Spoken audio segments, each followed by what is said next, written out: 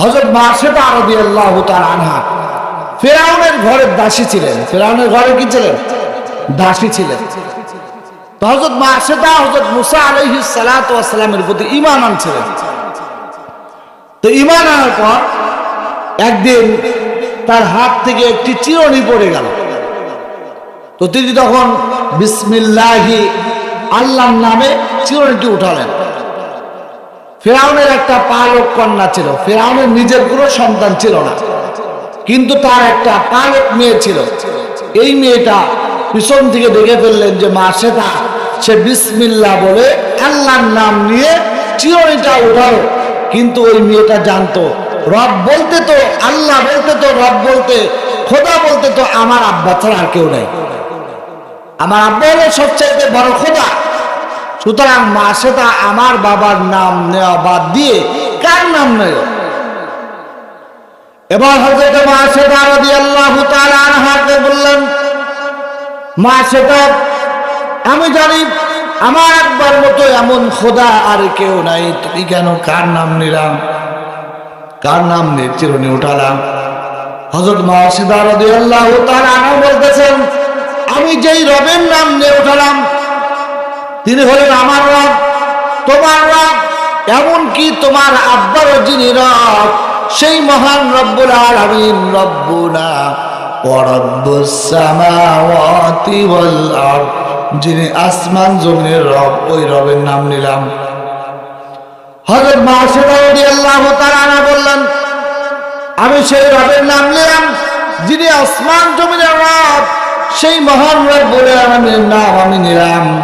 এবার হযরত মাসেদা রাদিয়াল্লাহু তাআলা আনহার এই কথা ফিরআউনের দরবারে যা বলেন, আব্বা এতদিন জানতাম আপনি নাকি রব, কিন্তু শুনতে পারলাম মাসেদা কোন রবের গোলামি করে, কোন রবের দাসত্ব আদায় করে যে তোমার নাম না নিয়ে সে তার রবের নাম নেয়। এবার হযরত মাসেদা রাদিয়াল্লাহু তাআলা আনহাকে ডাকলেন। হযরত মাসেদা রাদিয়াল্লাহু তাআলা আনহাকে ডাকার পর ফিরআউন বলতে লাগলেন, ও মাসেদা তুমি কার গোলামি করো, কাকে রব হিসাবে গ্রহণ করো? আমি না রব, তুমি কাকে রব হিসাবে মানো?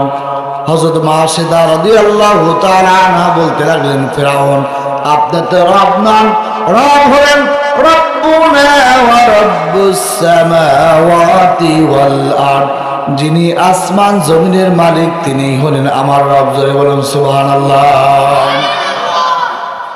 এবার মাসেদা রাদিয়াল্লাহু তাআলা আনহা ফিরআউনের ঘরের মধ্যে, ফিরআউন চিন্তা করল, আমার ঘরের মধ্যে থেকে আমারটা খায়, আমার দেওয়া কাপড় চোপড় পরে, আর আমাকে রব হিসাবে মানতে চাই না, এমন তো হতেই পারে না। এবার ফিরআউন তাকে অফার দিতে লাগলো, পৃথিবীর জালেমেরা যত জালেম আসছে প্রত্যেক জালেম সর্বপ্রথম তাদের বিরুদ্ধে যারা কাজ করে তাদেরকে লোভ লালসা দেখানো হয়। ফিরআউন এবার হযরত মাসেদা রাদিয়াল্লাহু তাআলা আনহাকে বলতে লাগলেন, ও মাসেদা তুমি যদি ঈমান ছেড়ে দাও, আল্লাহর প্রতি যে ঈমান আনছো ঈমানটা যদি ছেড়ে দাও, তাহলে আমি তোমাকে বাড়ি করে দেব, আমার কৃতদাস থেকে, আমার দাসী থেকে তোমাকে উন্মুক্ত করে দেব। হযরত মাসেদা রাদিয়াল্লাহু তাআলা আনহা বলতে লাগলেন, ও ফিরআউন তুমি যদি হাজারো লোভ আমাকে দেখাও, এরপরেও তুমি আমাকে ঈমান থেকে দূরে রাখতে পারবে না। তুমি যদি আমাকে হাজারো লোভ লালসা দেখাও, এরপরেও তুমি আমাকে কখনোই এক মুহূর্তের জন্য ঈমান থেকে দূরে রাখতে পারবে না।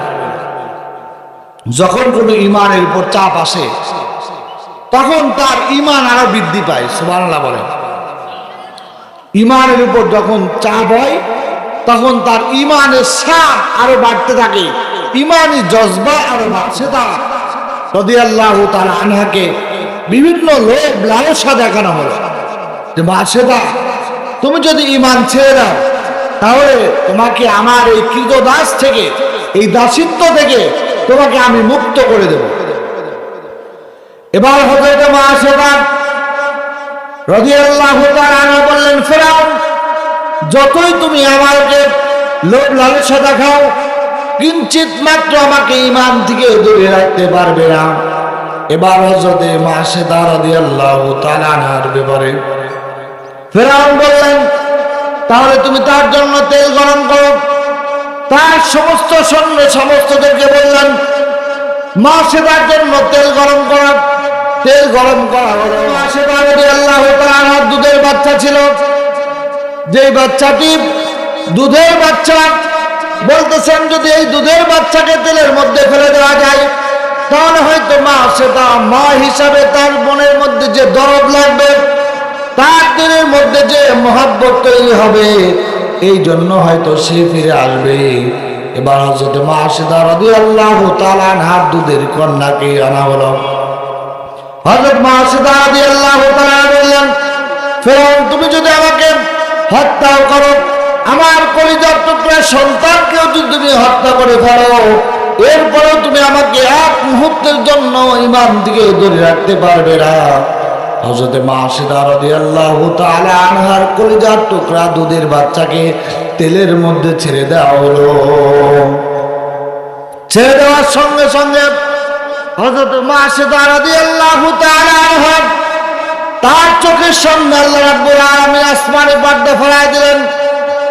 পর্দা ফেলাই দিয়ে আল্লাহ রাব্বুল আলামিন হযরত মাসেদার কলিজার টুকরা সন্তান ছোট্ট বাচ্চা তার রূহটা যখন আসমানের দিকে চলে যায়, তার মাকে বলতেছে, মা চিন্তা করেন না, এটা শুধুমাত্র তেল নয়, এটা হলো আল্লাহর জান্নাত। জোরে বলুন সুবহানাল্লাহ। কারণ হলো এটা আল্লাহ রাব্বুল আলামিনের জান্নাত। মৃত্যুর মাধ্যম দিয়ে আল্লাহর জান্নাত অর্জন করতে হয়। হযরত মাসেদা রাদিয়াল্লাহু তাআলা আনহার কলিজার টুকরা শিশু বাচ্চাকে তেলের মধ্যে ছেড়ে দেওয়া হলো।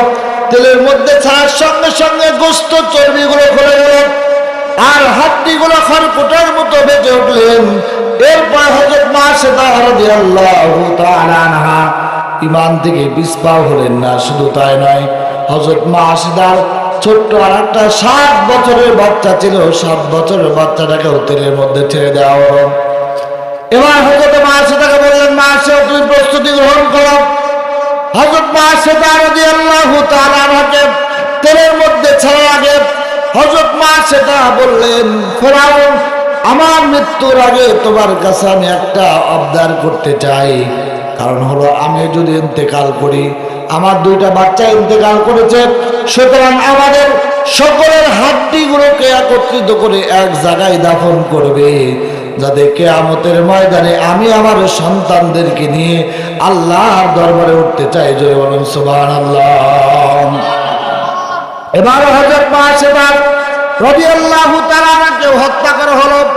হত্যা করার পর ফেরাউন 3 জনকে একসঙ্গে দাফন করলেন।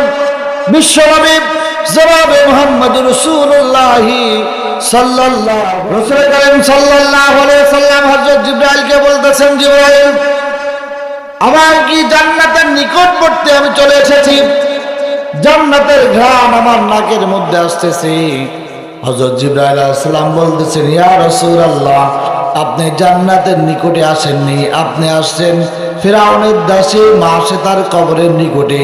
তার কবর থেকে আজও পর্যন্ত জান্নাতের ঘ্রাণ বের হয়। জোরে বলুন সুবহানাল্লাহ।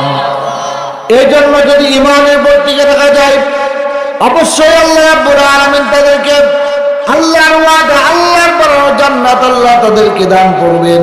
কোরআন মাজিদ আল্লাহ পাক রব্বুল আলামিন বলে, ইন্নাল্লাযীনা ক্বালু রাব্বুনাল্লাহ সুম্মা ইসতাকামু তাতানাজ্জালু আলাইহিমুল মালায়েকা আল্লা তাখাফু ওয়া লা তাহজানু وأبصروا بالجنة التي كنتم توعدون الله رب العالمين إن الذين قالوا ربنا الله নিঃসন্দেহে যা বলবে আমাদের রব হলেন আল্লাহ রাব্বুল আলামিন, সুম্মা ইসতাকামু, আর এই কথার উপরে অটল অবিচল থাকবে, তাতানাজ্জালু আলাইহিমুল মালায়েকা, আল্লাহ রাব্বুল আলামিন বলেন তাদের মৃত্যুর সময় আল্লাহ আসমান থেকে ফেরেশতা নাজিল করবে। জয় বলুন সুবহানাল্লাহ। এই জন্য ঈমানের উপর অটল অবিচল থাকতে হবে। মা বোনদেরকে উদ্দেশ্য করেছে আমার মায়েরা, কারণ হলো আল্লাহ রাব্বুল আলামিন আপনাদের সম্মান ইজ্জত অনেক পর্যায়ে বাড়িয়ে দিয়েছেন।